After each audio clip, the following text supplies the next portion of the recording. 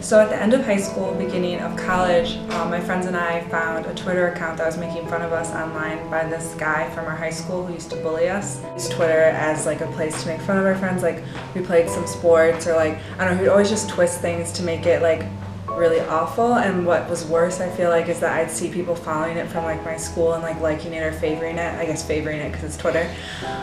So obviously that makes you feel like really bad, and my friend actually had just got diagnosed with bipolar disorder, so he would take that and twist it and say really mean things. It's just really embarrassing and really hurtful, and at the time like I didn't realize that he's just a really insecure person and that he needed to be behind a screen to bully someone like I do now. But at the time it's like that someone's making fun of you and attacking you and like you can't really do anything about it. So it was really upsetting, but now I realize that, I mean, he's just a really insecure little guy. Okay, so in January of 2014, after we won the Rose Bowl, my friends and I had come back to school and we decided to go to a Rose Bowl celebration party. And I was the designated driver for that night, and so I had not had anything to drink.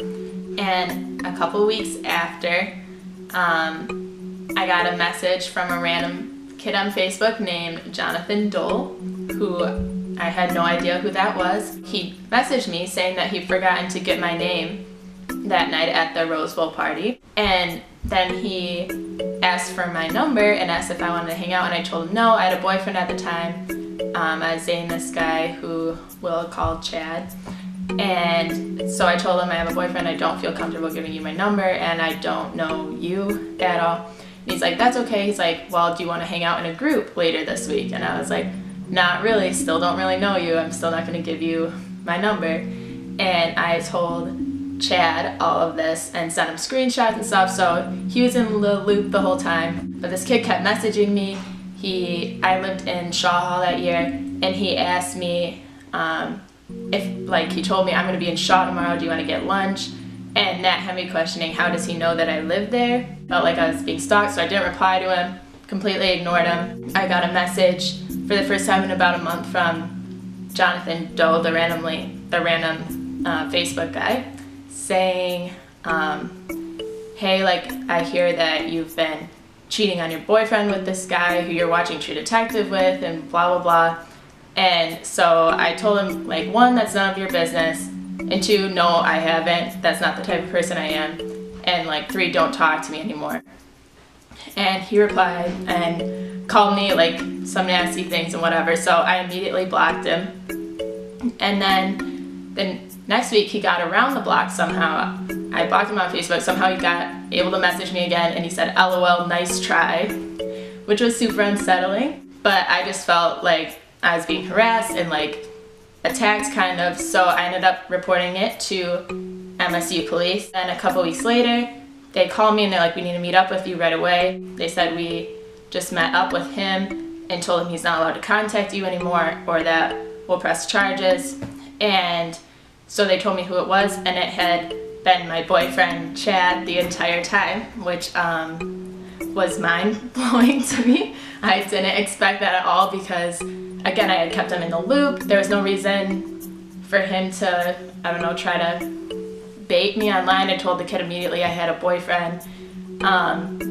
Chad had never really seemed super jealous in person. Whenever I told him I was hanging out with people, he never seemed to be bothered by it. So it just came as a complete surprise. But that night he messaged me asking, or saying that when I had everything sorted out to just let him know.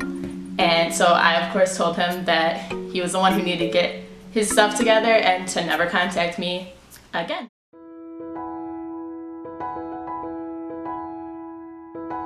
Yeah, I would say that if someone is sitting behind a screen saying these things about you, then they obviously have like a lot of issues themselves, or they feel that they need to make fun of others to pick themselves up, which is a really awful quality to have.